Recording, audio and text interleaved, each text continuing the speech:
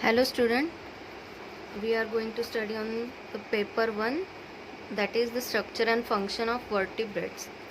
इसमें हम यूनिट 1 में टॉपिक 1.3 पढ़ेंगे जिसका नाम है structure and development and metamorphosis of ammocoetes larva. Okay, ammocoetes larva के बारे में पढ़ेंगे, उसके डेवलपमेंट, उसके स्ट्रक्चर और वो मेटामॉर्फिस किस टाइप से करता है इसके बारे में पढ़ेंगे. So first of all, what is ammocoetes larva. Okay, जो पेट्रोमाइजोन्स होते हैं, जो पेट्रोमाइजोन्स होते हैं उसी के लार्वल फॉर्म को हम बोलते हैं एमनोसिटस लार्वा. और इन लार्वास में सम मेटामॉर्फोसिस होते हैं, मेटामॉर्फोस स्टेजेस होते हैं. तो ये स्टेजेस के बारे में हम ये टॉपिक में पढ़ेंगे. तो as you can see in the figure, इस टाइप से होते हैं एमनोकोइटस लार्वा.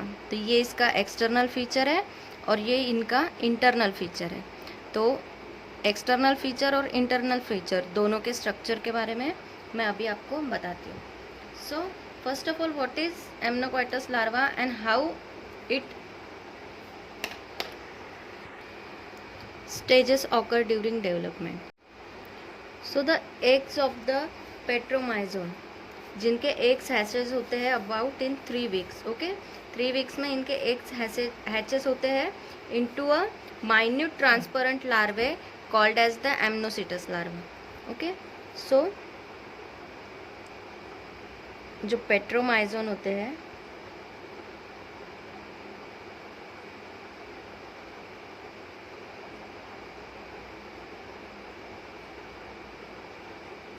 उनके एग्स जो है वो हैचेस होते हैं in about 3 weeks into minute larvae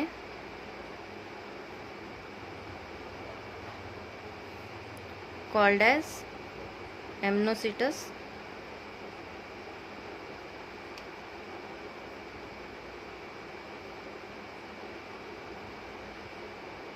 larvae.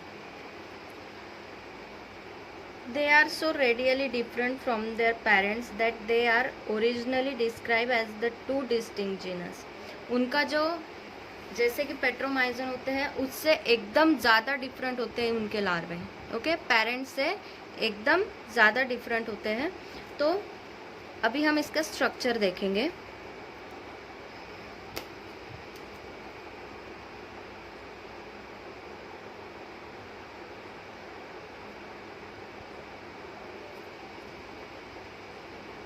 So the amnositus larvae are transparent and 1 centimeter in length. They are transparent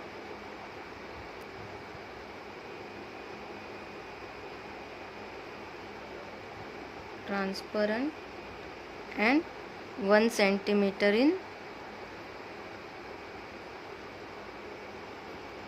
length. The larvae lives in the U-shaped burrow of the mud. जो उनके लार्वे होते हैं they lives in the mud.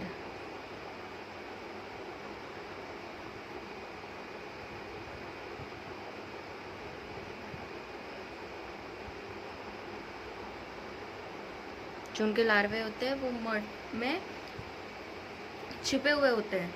तो जब इन्हें खाने की ज़रूरत पड़ती है, ठीक है, जब इनको खाने की ज़रूरत पड़ती है तो ड्यूरिंग नाइट वो मड से बाहर आते हैं और जो भी उन्हें खाना खाना होता है तो पानी में स्विम करके जितने भी जैसे छोटे छोटे जो ऑर्गेनिज्म होते हैं वो उन पे फीड करते हैं और वो फिर से मड में वापस चले जाते हैं. So they comes out from the burrow at the night only to feed the ground and they buried again. Okay, so only for the feeding.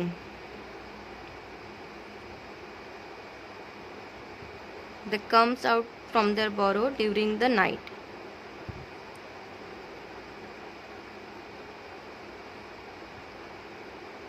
और जैसे ही उनकी फीडिंग हो गई तो वो फिर से बरीड हो जाते हैं मड के अंदर.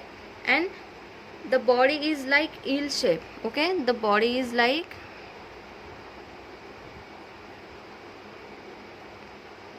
eel shape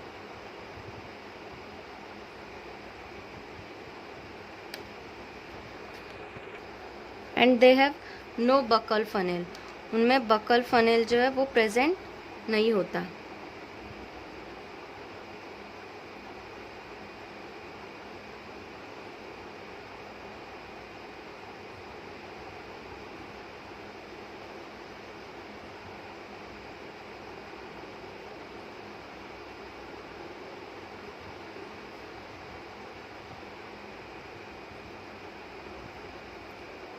And the mouth is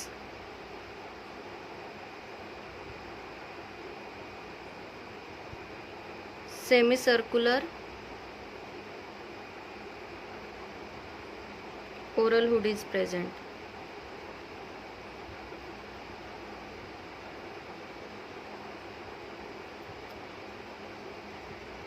As you can see in the diagram, यहाँ पे जो है ये इसका माउथ है, तो उसी को क्या बोलते हैं, ओरल हुड। ओरल हुड के नीचे ठीक लोअर लिप प्रेजेंट है और ऊपर साइड में अपर लिप प्रेजेंट होता है, और आइज़ भी उनकी प्रेजेंट होती है, लेकिन जब वो लार्वल स्टेज में होती है तो पूरी तरीके से उनकी आइज़ जो है वो डेवलप नहीं होती है। जैसे ही वो एडल्ट फॉर्म में जाते हैं तब उनकी आई फुल्ली डेवलप हो जाती है।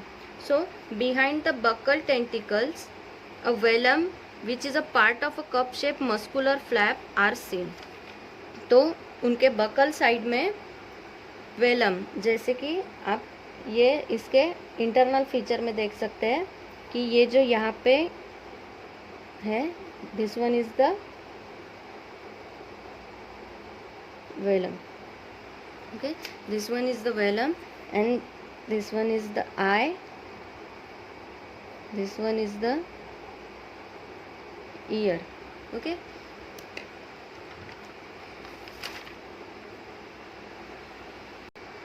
And their pharynx is associated with the 7 pairs of the gill slits. तो ये आप ये डायग्राम में जो देख रहे हैं, जैसे कि यहाँ पे है, ये है इसके गिल स्लिट्स, तो ये यहाँ पे देखेंगे आप, ये 7 गिल स्लिट्स प्रेजेंट होते हैं।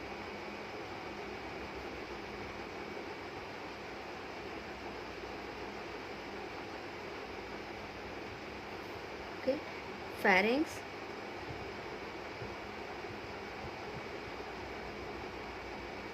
is associated with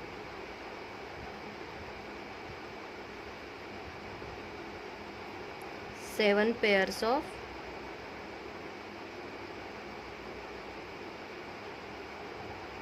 gill slits. Okay, pharynx में उनके 7 gill slits present होते हैं। Then their pharynx is continuous with into a esophagus. Okay, the pharynx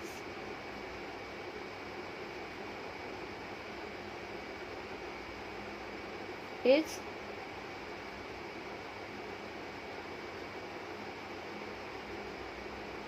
continuous with esophagus. As you can see in the diagram, this whole structure is the pharynx, and this one is continuous with the esophagus.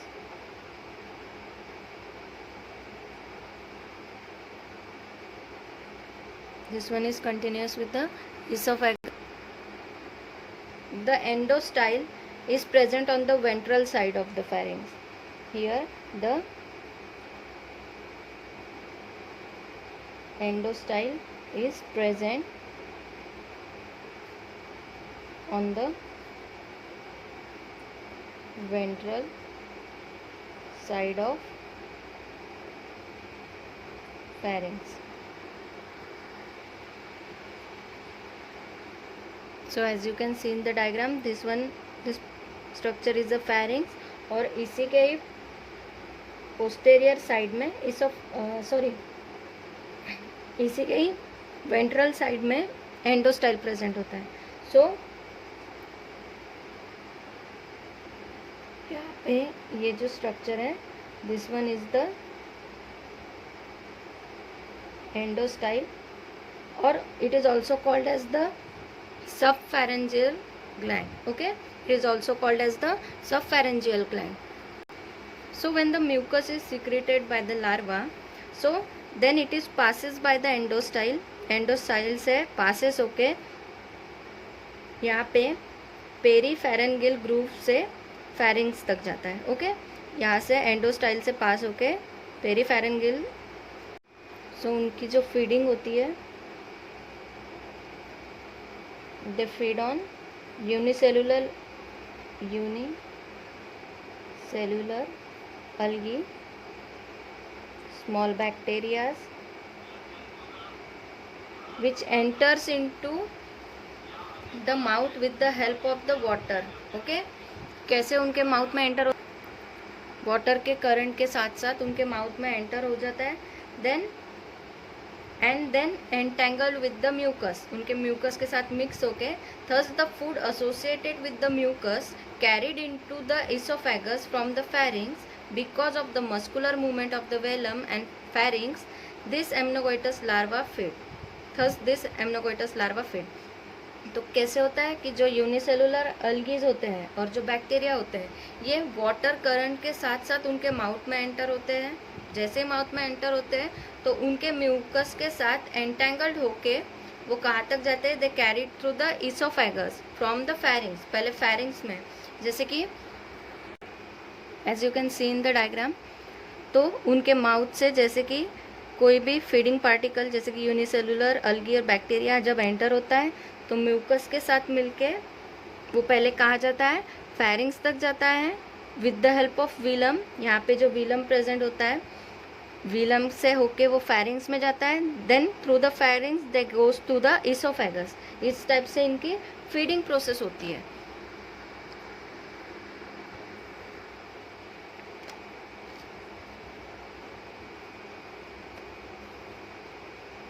Then ये structure जो इसमें है, this is the heart,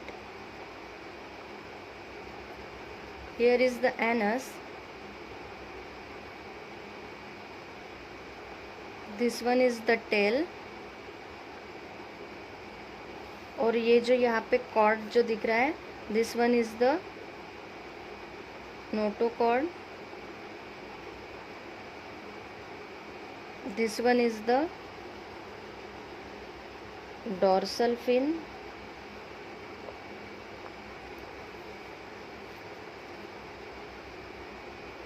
और यहाँ पे उनकी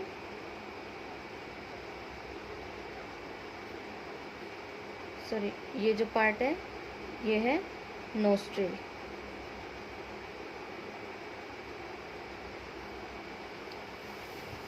सो ये type से जो है वो एमनोसिटस लार्वा का स्ट्रक्चर होता है. नेक्स्ट वीडियो में हम इसके मेटामॉर्फोसिस के बारे में पढ़ेंगे. Thank you.